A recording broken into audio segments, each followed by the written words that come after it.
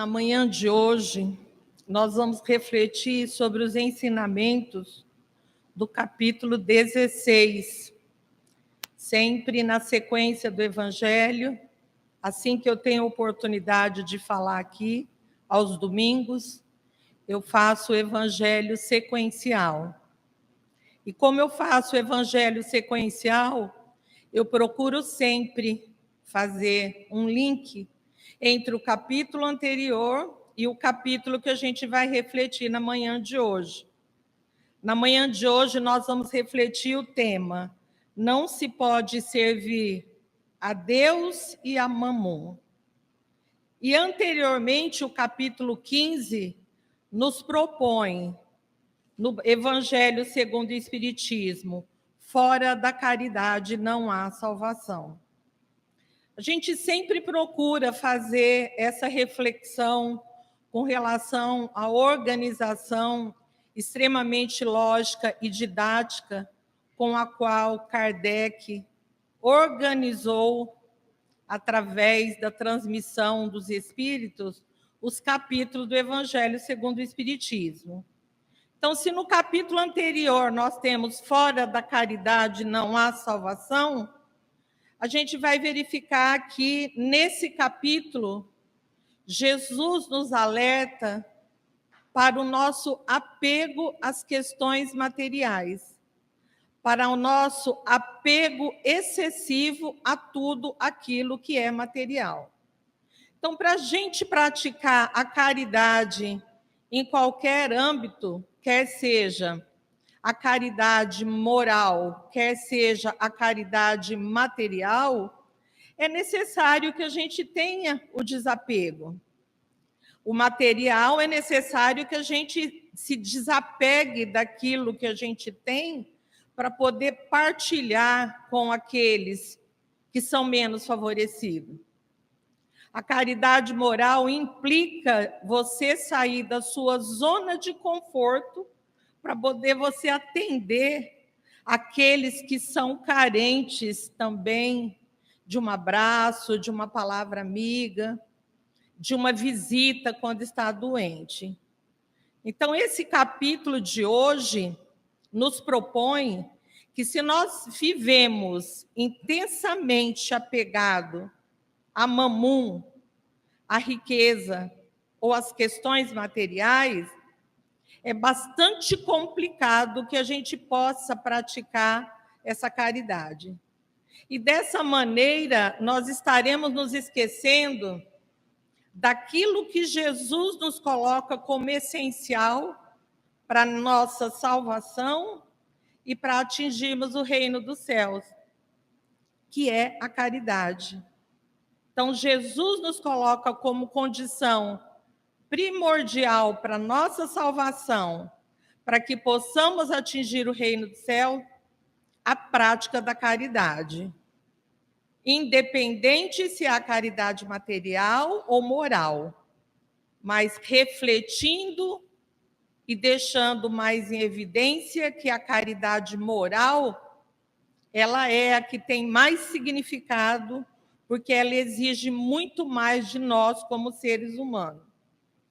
Quando se fala o termo mamum, é importante entendermos o que ele significa.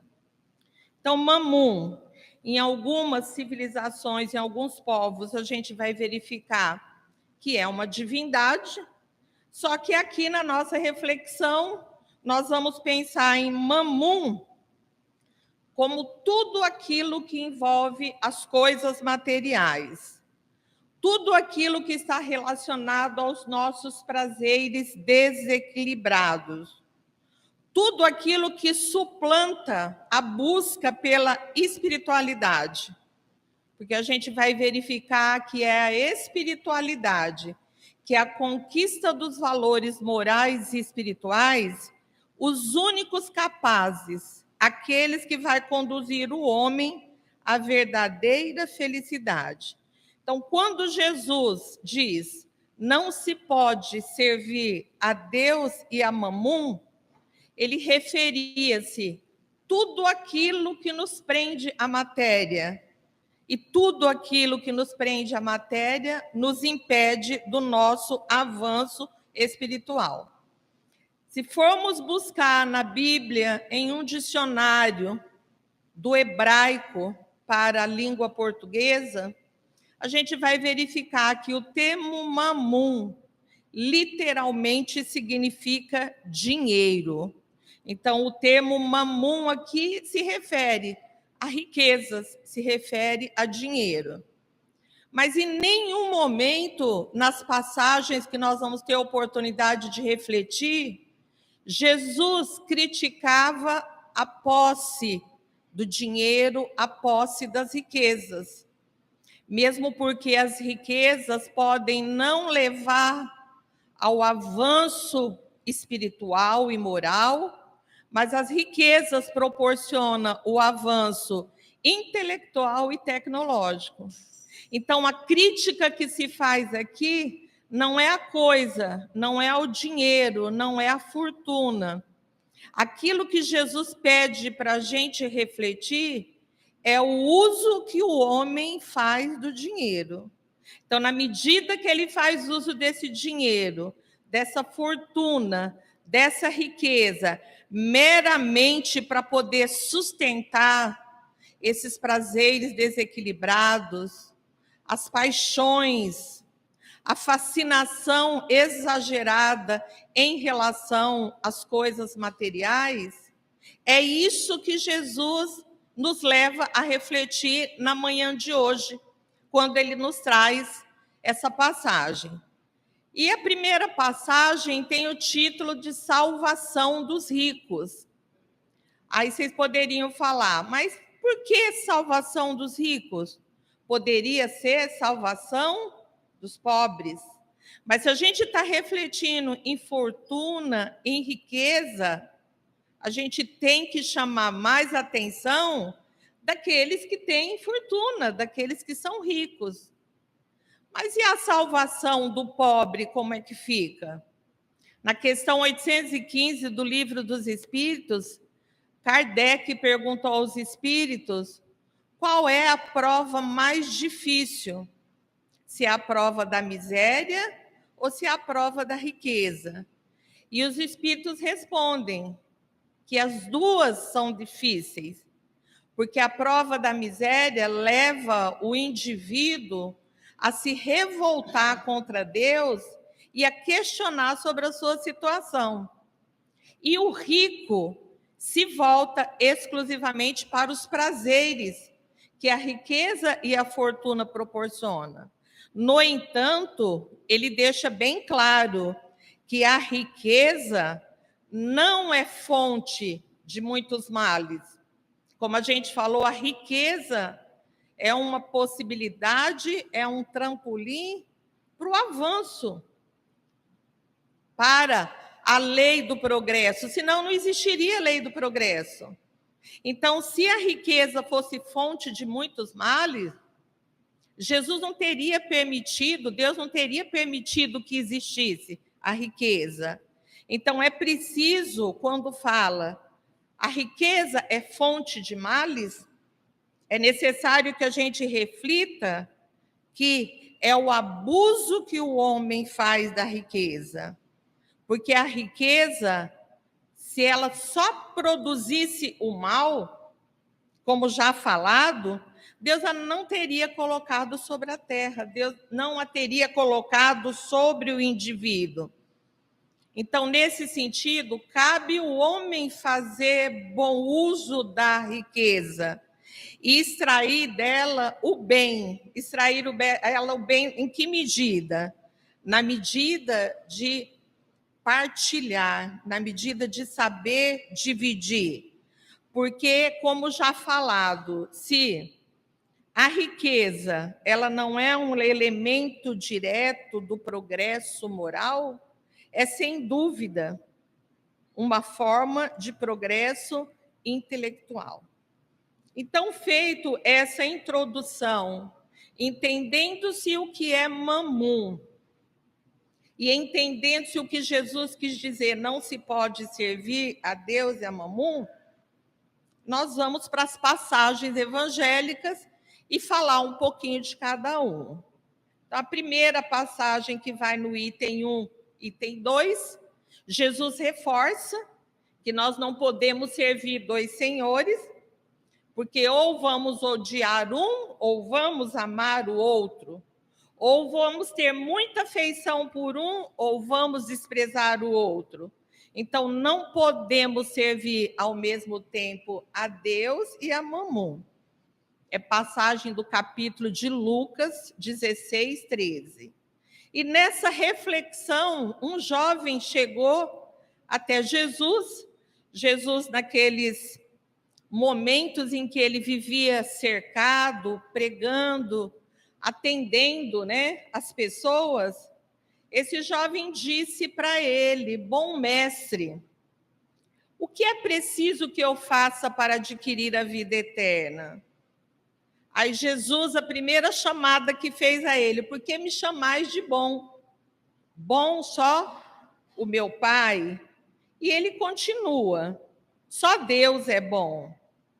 Se quereis entrar na vida eterna, guardai os mandamentos. Quais mandamentos? Disse-lhe. Jesus respondeu: não matareis, não cometereis adultério, não furtareis, não direis falso testemunho, honrai a vosso pai e a vossa mãe, e amai ao próximo como a ti mesmo. E o jovem disse: mas isso eu já faço, eu guardo todos os mandamentos, o que me falta ainda?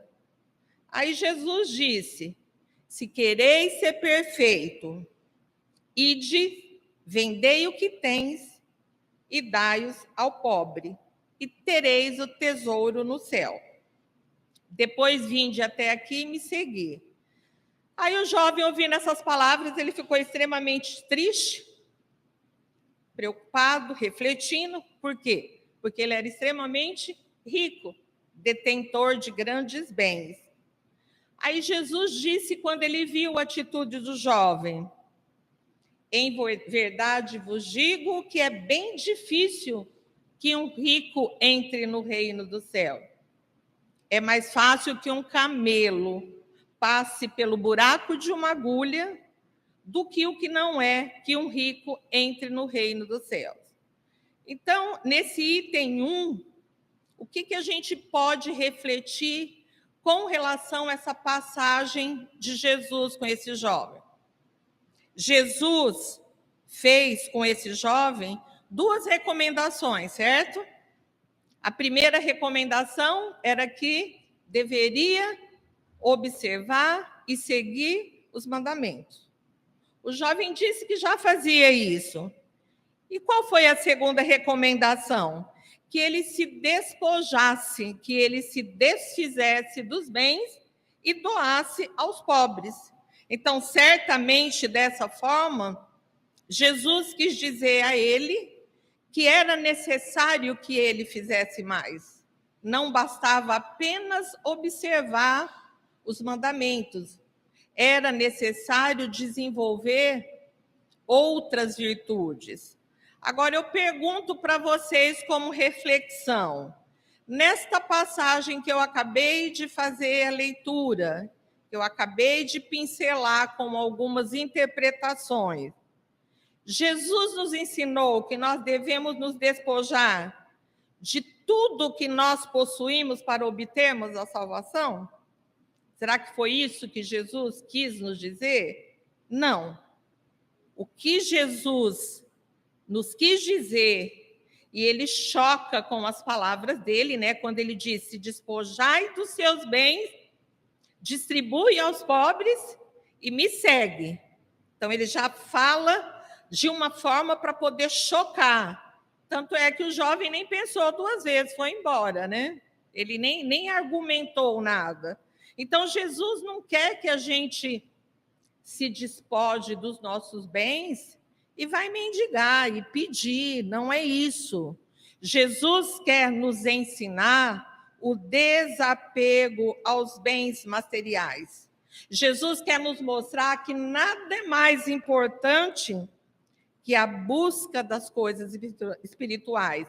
Jesus quer nos mostrar que os bens materiais, eles são nos concedidos para um fim, porém não deve constituir obstáculo para o nosso avanço espiritual. Então, essa é a proposta da manhã de hoje. Nós fazemos a nossa reflexão como estamos com relação ao apego aos bens materiais. A nossa preocupação contínua no dia a dia é controlar, é saber quanto que eu tenho em ações, como que está o preço da arroba do boi, quanto que está o preço do hectare de terra, como que estão os imóveis, se estão bem valorizados ou não. Ou junto com isso, com essa preocupação, que é para poder preservar os meus bens, ou de repente acrescentar, paralelo a isso, eu também me preocupo com as questões espirituais. Ou será que eu estou colocando essas reflexões muito acima das minhas reflexões com relação à imortalidade da minha alma? Com relação eu como espírito, com relação a um corpo que ao desencarnar vai se decompor, mas a minha alma vai continuar galgando degraus para uma evolução espiritual. Será que eu penso nessas questões ou as minhas questões são meramente vinculadas às questões materiais? Precisamos pensar nas questões materiais. Nós não vivemos, nós precisamos do dinheiro para poder comprar o alimento, o remédio, pagar plano de saúde, aluguel para quem paga aluguel. Então, reforçando, é o apego absurdo que se tem às paixões terrenas, às ilusões, a fascinação que se tem com relação à riqueza. Dessa forma, vamos elucidar a questão do camelo. Vocês podem pensar, gente, um camelo passar por um buraco de uma agulha é simplesmente impossível, né? Mas também aqui cabe a gente elucidar que no hebraico o termo camelo significa o camelo propriamente dito, o animal, e uma corda muito grossa que prendia os navios quando eles chegavam para poder ancorar nos portos. Então, é desse camelo que Jesus está referindo, que é mais fácil uma corda dessa grossa passar pelo buraco de uma agulha do que entrar o rico no reino do céu. Sempre lembrando que essa agulha tem uma simbologia, por ela ter um buraquinho muito pequenininho, a gente pode compará-la como a porta estreita, aquele caminho que nós devemos ultrapassar e que não é fácil, que para poder superá-lo ou ultrapassá-lo são necessários muitos caminhos percorridos, e nesses caminhos percorridos, ações positivas, ações de caráter espiritual. E o segundo item é guardar-se da avareza, que vai ser no item 3. A avareza, nós sabemos o que é. Quem é o avaro? Aí é que esse é apegado mesmo. Ele até passa fome, mora num casebre, não tem roupa para usar, porque é só acumular, acumular, acumular, acumular. E aqui conta de um senhor, né, que Jesus estava na multidão, como sempre, e um senhor chegou e disse para ele: dizei a meu irmão que divida comigo a herança que nos coube. Mas Jesus lhe disse: ó homem, quem me estabeleceu para vos julgar ou para vos fazer a partilha? Depois lhe disse: tende cuidado em vos guardar de toda avareza, porque em qualquer abundância o homem esteja, sua vida não dependa dos bens que ele possua.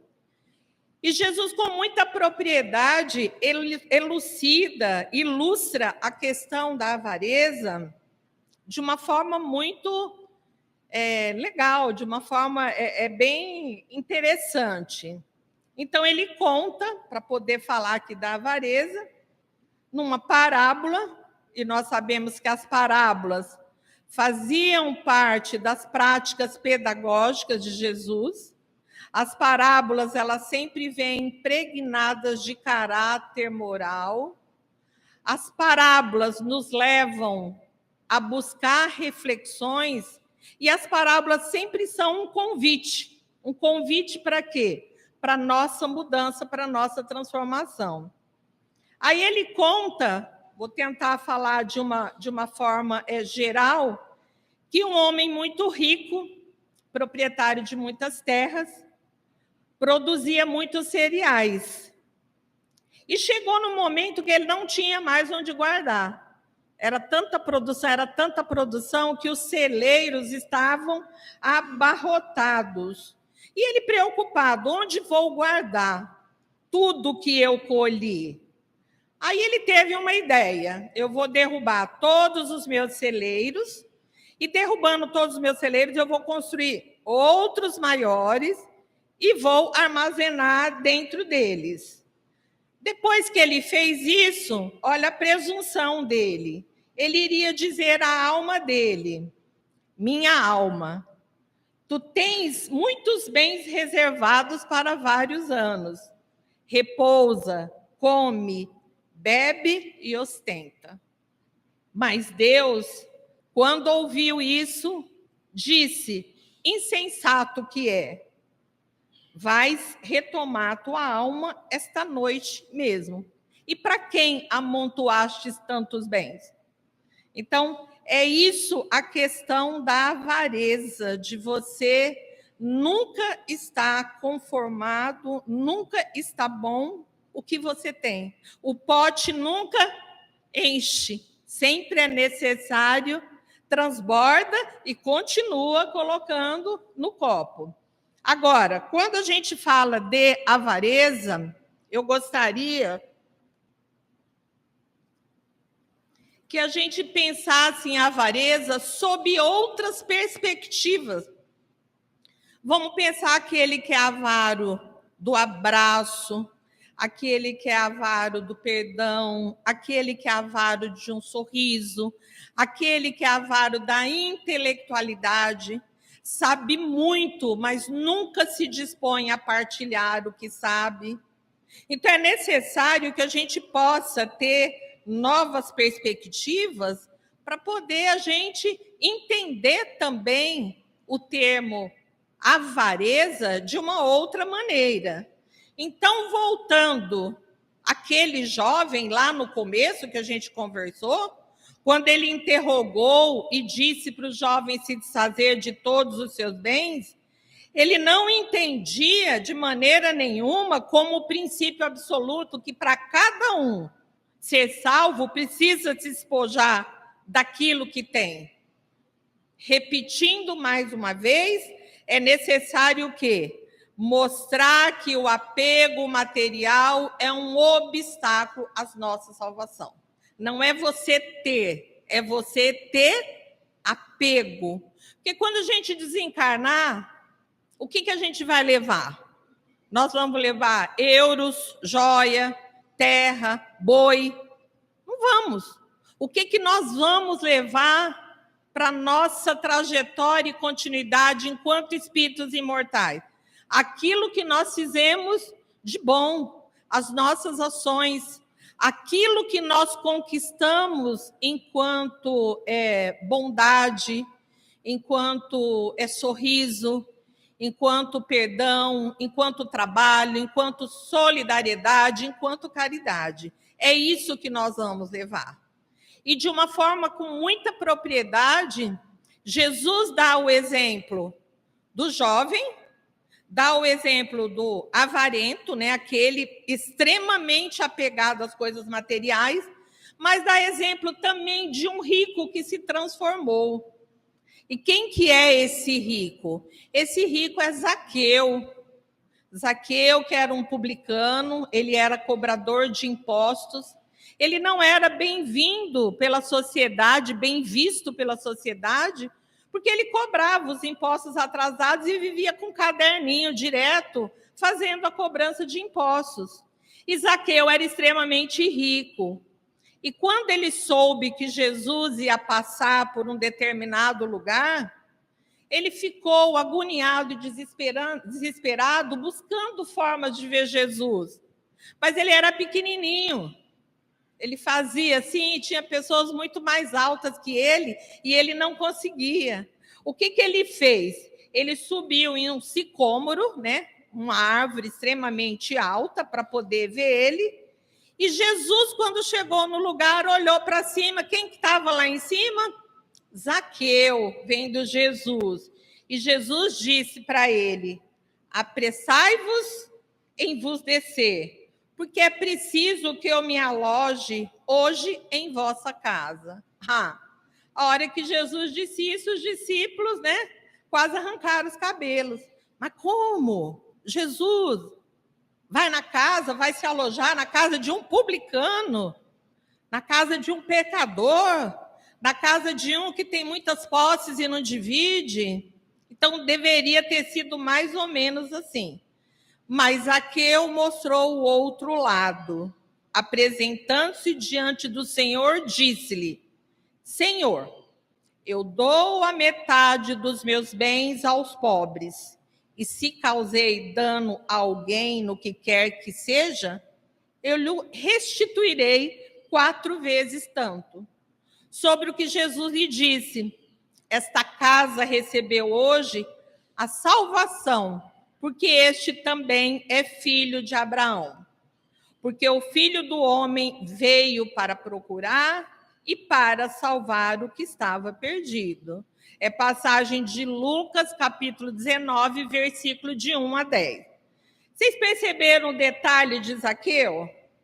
Ele não doou toda a sua riqueza. Vocês perceberam isso?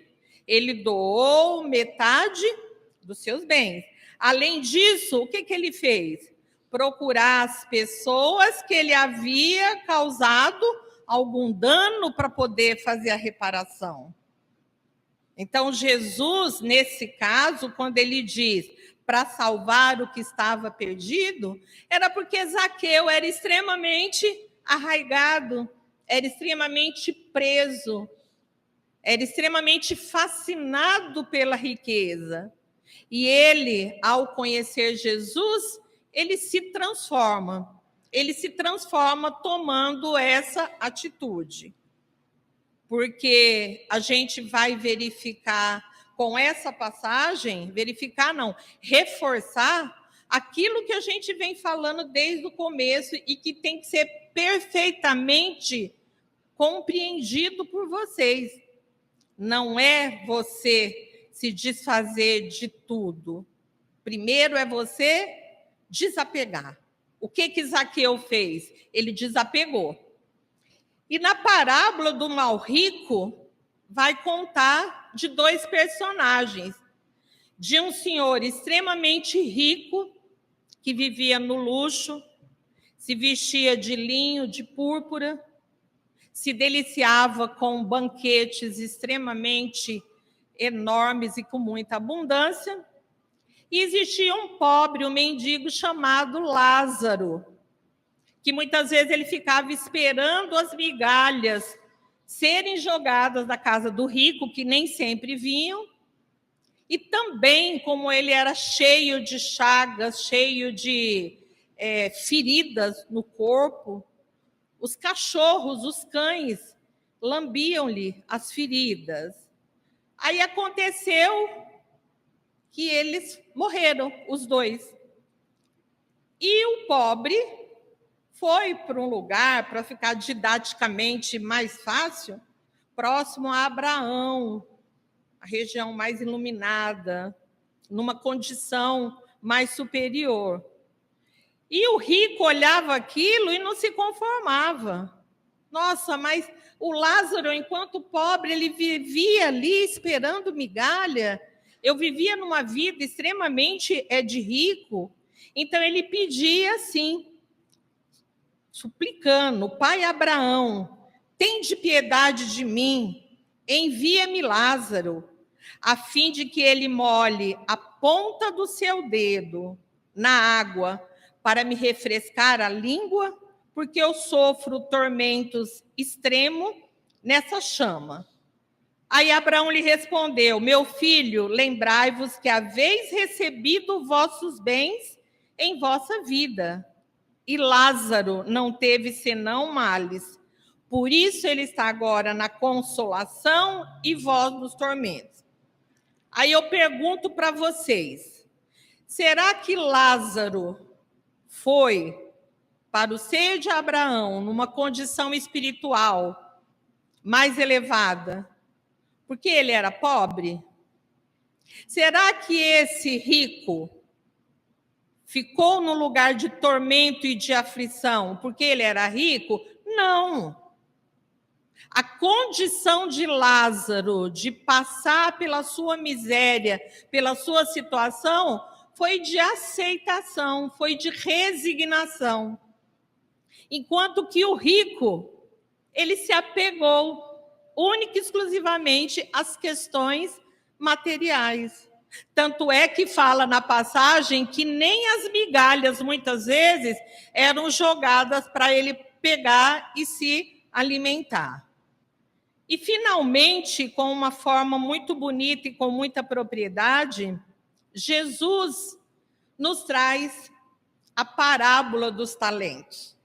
Uma das parábolas, na minha opinião, uma das mais bonitas, uma das mais expressivas, uma das que a gente tem que buscar realmente saber o significado dela e o que ela propõe.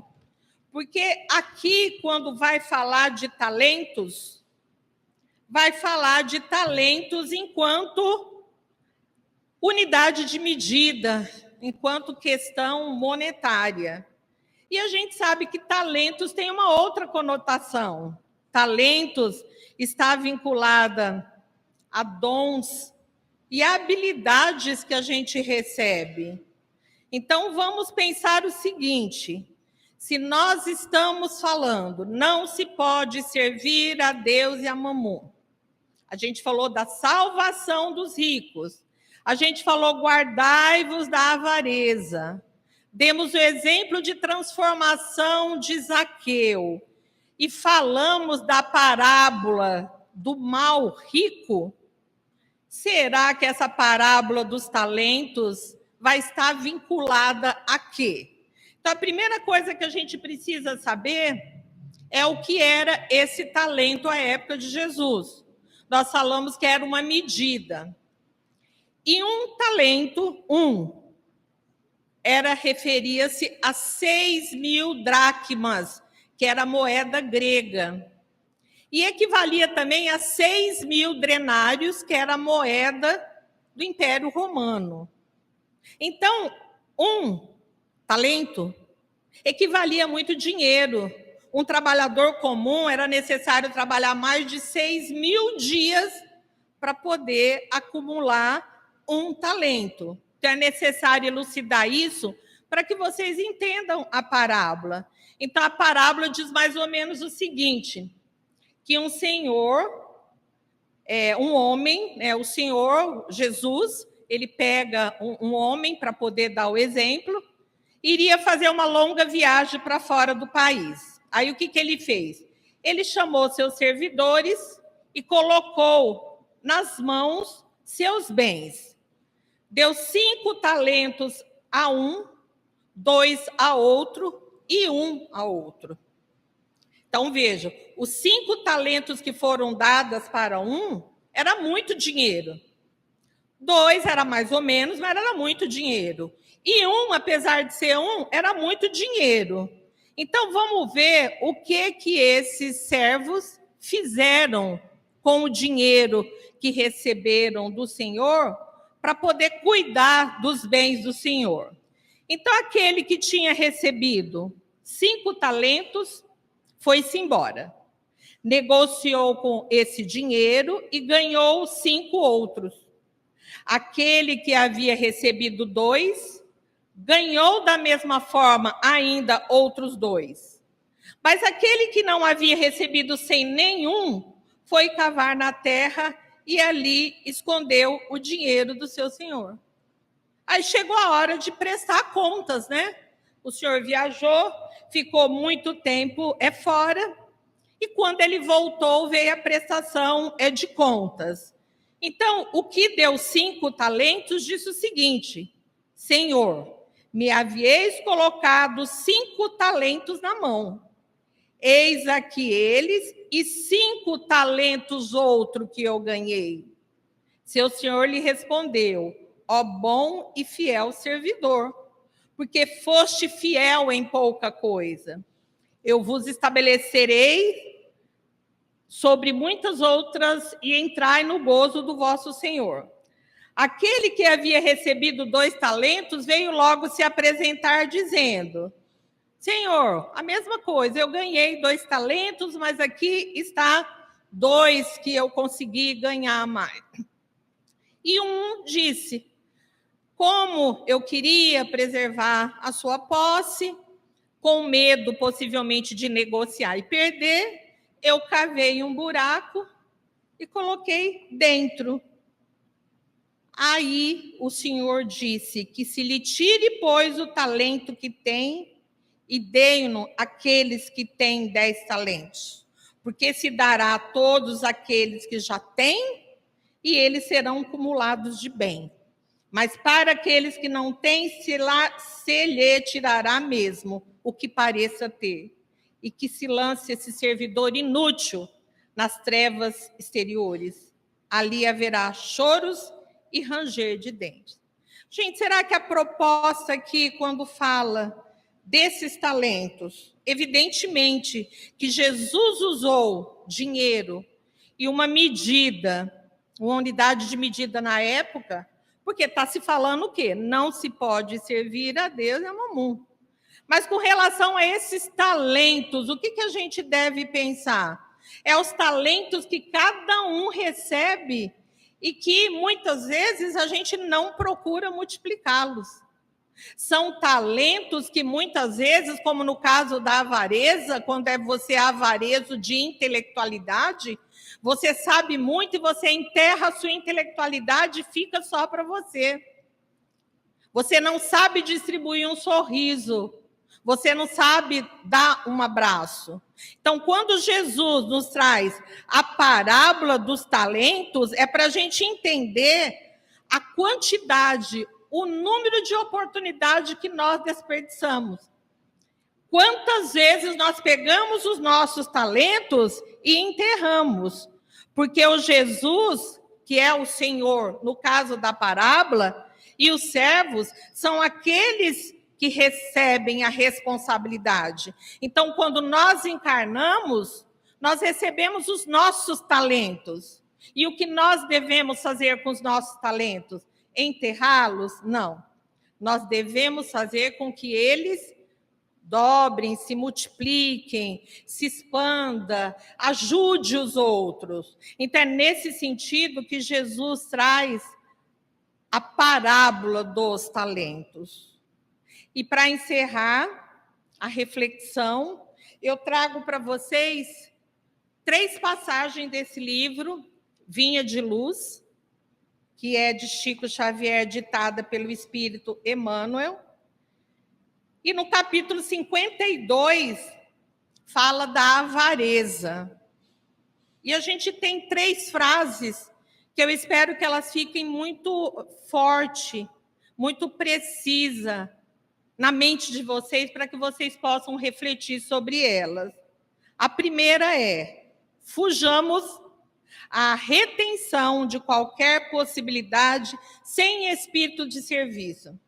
Então, qualquer retenção, qualquer coisa que você retém, que você se apega, que não tem a possibilidade de servir, de ajudar, você fuja, dessa situação. Toda avareza é centralização doentia, preparando meta de sofrimento. Então, o avarento, aquele que é avaro, ele tem uma centralização absurda, doentia, como Emmanuel nos traz, e que vai preparar sofrimento e dores eventualmente. É preciso adquirir, no clima do Cristo, espalhando as posses temporárias para que a própria existência não constitua obstáculo à paz e à alegria dos outros.